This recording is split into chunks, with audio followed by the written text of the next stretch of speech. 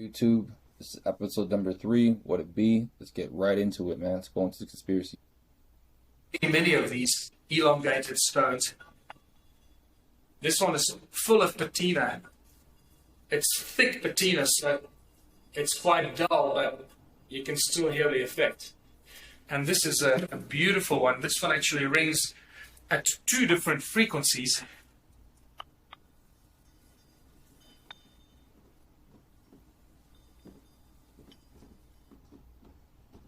Dun dun dun dun dun dun. Like. If you were watching episode number 2, you know exactly why I played that. Now, can sound make electricity? Let's get into that.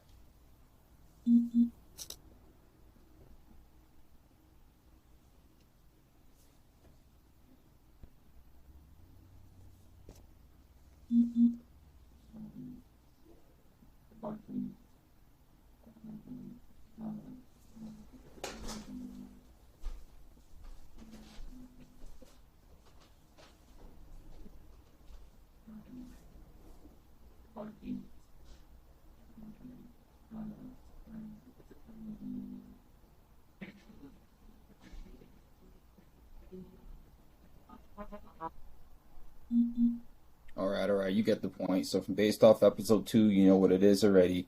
With this, plus the sound you're just hearing from the big South African stone circles that we're going to take a look at soon, plus what you're seeing from the sound itself, you can tell that these ancient beings and people who used to exist had some sort of understanding of how to generate power without the use of combustible electricity or combustible gases, that sort of thing.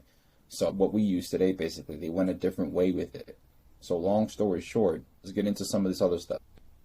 Those structures that they found under the ocean outside of Japan? No. Fascinating. It's called the Yonaguni. And they've tried to say that these things are naturally occurring. But Graham Hancock has dived with them and many other people as well. And there's right angles and there's portals. There's all this stuff down there that just doesn't look at all like something that's natural. It looks like some ancient structure that was under the ocean a long, long, long time ago. Look at that. There's corridors and steps. They have no idea who made it, why. It's just this immense structure that's underneath the ocean. Do they know how deep that is? I'm sure they do. It's a 165 known structure of unknown origin, 85 feet underwater, the southern coast of Ryukyu Islands in Japan. That would fit right in with the 400-foot. Yeah, fit right in with it. Yeah. I mean, look at that thing. Yeah, it's insane.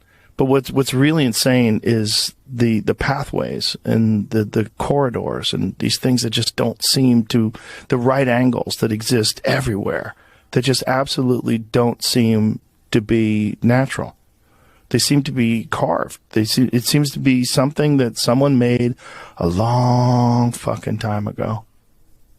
Graham Hancock is absolutely convinced. He's like, when you swim down there with those things, there's no way. There's just no way. There's no way that wasn't created. Wild stuff. And who knows what it really looked like how many thousands of years ago, before the water erosion, before whatever the impact did to it. You know, nowadays people want to get something done, they always put in the effects on the climate will benefit us from this study. If we do this study, it's good for climate change. I know the guys that are cloning the woolly mammoths are saying, they want to bring them back and put them in Siberia to keep the permafrost from melting and the methane gas from escaping. For some reason, I have an idea that as soon as they get one out there on the step, somebody's going to come along and go, I'm going to shoot me a woolly mammoth. Especially if you put them in Russia. Yeah. Yeah. No, if they get a steady population of them in Russia, someone for sure is going to say, do you want to hunt the woolly mammoth? We can make this happen. We can make it happen. How much money? So far you understand there's electric rocks. We talked about sound making electricity. Now we're going to get into the flood of what happened to these folks and kind of that sort of thing. So check it out, man. On the Piri Reis map is a large island with a row of megaliths. Look at that. I mean, that looks so man-made. And you can see that it's rather like the pattern that's shown on the island in the map. And the key issue is that it features on a map above water. That tells us that somebody was mapping that bit of the world when it was above water. Shown on the Piri Reis map. Let's roll on to the next one. Let's go, man. Let's go on to the next one. Monument that's in Peru, that's outside of Machu Picchu, Cusco area, that's got a black stripe across it called vitrification, means that the rock melted. That same stripe we can find in other places. In the Colossi of Memnon, we can find it in the Kinis rock in Iraq, and we can find it throughout megaliths in Turkey and even in China and other places in the world. Remember, they built with mostly granite? In order to melt and make a black mark, you would have to literally melt the rock. If you were to melt granite, you'd have to have temperatures on the surface that exceeded 2,000 degrees. You go to Death Valley, right, today, everyone's like, oh my God, it's 118. Nothing. How about 2,000? Oh my God. Meaning that anybody who's on the surface in areas would have been just evaporate, basically. Yeah. And so that's why they had to go underground. There's a snake monument. This stuff goes all over the globe. It's not just Bimini Road in Bahamas. It's not just out underneath the water in Japan there, meaning that they built it before the water was there and or it fell off of something. Let's get into even places you wouldn't even expect. It virtually ignored potentially megalithic marvels in Canada is the area here around Cypress Hill in Saskatchewan. These are some of the only known photographs, and the public cannot access this area. But the blocks are so amazing with the degree of intricate consistency. Considering the barren landscape surrounding it, the area was wiped clean by receding glacial ice more than 12,000 years ago. But the apparent pluck marks on the rocks, very similar to what you'll find all over the world, seems to indicate these were not placed here accidentally. In the neighboring province of Manitoba, a gift from Google has questioned the region's historical origins, showing us things we'd never know was there otherwise, like these strange patterns in the ground. It's unclear what left them or why, but they seem anything but natural. And just south along the watery border from Manitoba, well, there are other mysterious structures of a different kind. Beneath the very deep waters underneath Lake Huron and Lake Michigan are ancient rock formations thousands of years old. Rock formations that could indicate they were used for helping corral animals and other means for hunting, or perhaps for ceremonial purposes, or other significant markers. While they are still being studied, there are others out there under deep water that further supports the idea that humans were here long before the last glacial ice caps receded. And the farther east you go once you get back on dry land, well, some of the megaliths appear even more ancient.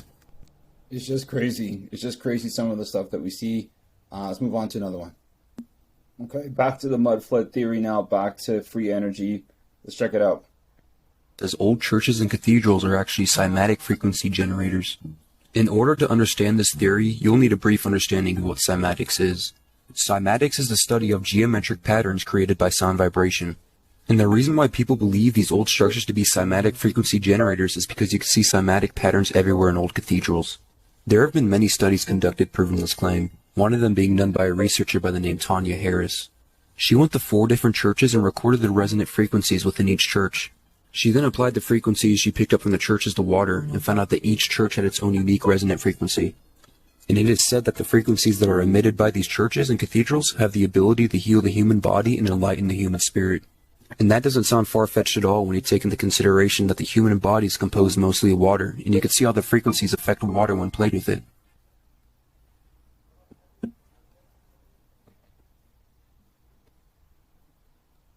And to add on to that, if you look at the top-down view of human DNA, it looks exactly like cymatic frequencies that are seen in the church windows. Even Nikola Tesla said that if you want to find the secrets of the universe, think in terms of energy, frequency, and vibration.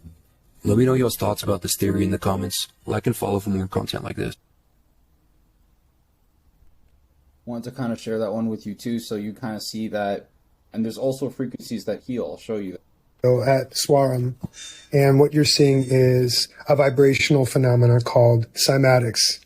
It's proof that coherent energy, when applied to matter, creates mandalas, patterns, sacred geometry, and further proof that frequency, when applied, can impact matter and can heal. And so you're watching the sand move to the frequency that is applied. Here's a video of my time. I'm going to show you guys that little bit there. So that's the cymatic version.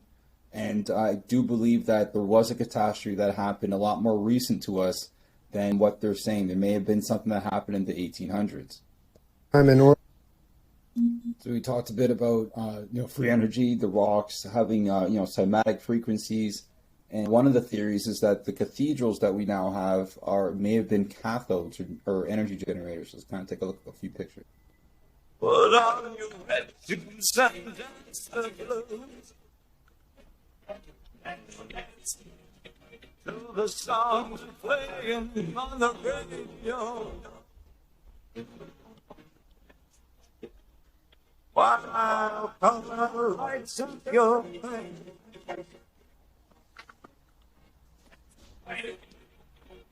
Sway. If you let run, I'll run with you. If you stay high, we'll hide.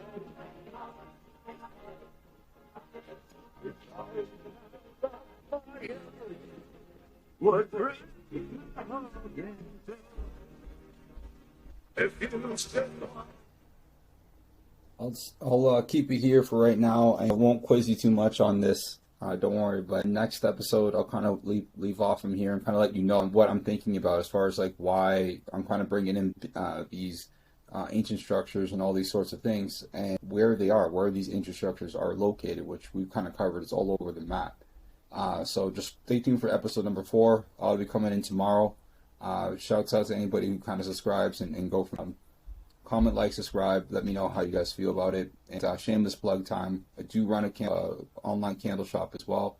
I'll drop a link if you want to support. But I'm coming out with episode 4, and stay tuned for some shorts that I'll be coming out with as well. All right, guys. Thanks for taking a look. You take care. All right, peace.